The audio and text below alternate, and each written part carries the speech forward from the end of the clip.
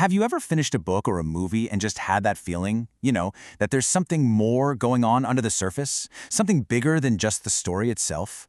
Well, today, we're going to pull back the curtain on that something more. We are unlocking the secret of literary themes, and I'm going to give you a super practical toolkit to help you understand any story on a way deeper level. So here's our game plan. We're going to start with what a theme actually is. Then we'll see how it plugs into this big idea called the human condition. After that, we get hands-on. How to write a theme statement, how to find them in the wild, and finally, we'll wrap up with the key rules you've got to remember. All right, let's jump right in.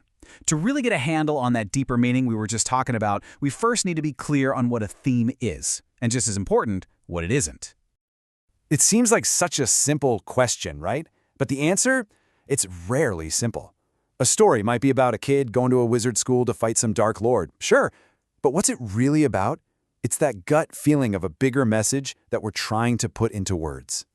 And here it is. The absolute key thing to get is that a theme isn't the plot. It's not the what happens. It's the central idea, the message that the author is exploring through everything that happens. It's basically a comment on life, people, or society. Now, that idea of a comment on human experience is so big, it actually has a name, the human condition. And trust me, understanding this is the secret to figuring out why stories from hundreds of years ago can still hit you right in the feels. The human condition is basically the collection of all the stuff we go through just by being people. Life, death, joy, sorrow, the whole shebang. Themes tap right into this universal library of feelings, and that's why a story from another culture or another century can feel like it was written just for you. And you see it everywhere, right? Authors are always exploring these huge, universal ideas, like the incredible complexities of love. Or the absolute heartbreak that comes with loss and grief. And of course, that classic struggle of finding courage when you're terrified. These are all just fundamental parts of being human. Okay, so this brings us to what is maybe the most useful skill you're going to get from this. We're talking about how to take a simple, one-word topic and transform it into a full, powerful theme statement. And here's that transformation in action. It's a huge leap, right? We go from just a topic, a single word like friendship, to a complete idea the story is arguing for. True friendship means supporting one another when it matters most. See the difference? One is just a label. The other is a full thought, a statement. And check this out. Here's a great little cheat code. If you're not sure if you've got a real theme statement, just try to stick this phrase in front of it. Does "the text explores the idea that money can't buy you happiness" make sense? Yep, totally. You're on the right track.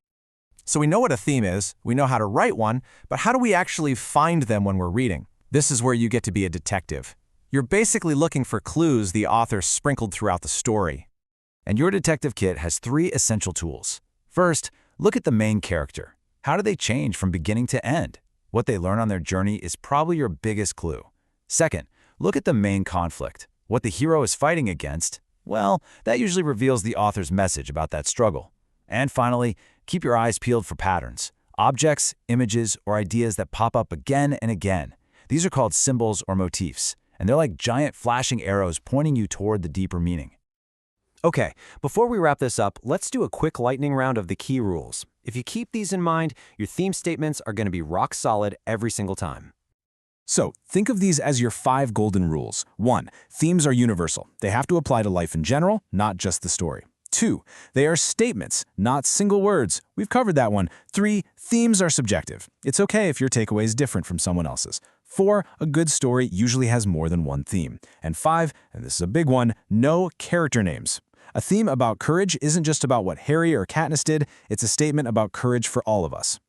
So there you have it. We've talked about the what, the why, and the how. You've got the toolkit. And now, really, the most important part is actually using it. So I'll leave you with this question to chew on. Think about your favorite story, a book, a movie, whatever. Using the tools we just went over, what is it really about? You've got a whole new way of looking at the stories you love. What are you going to find?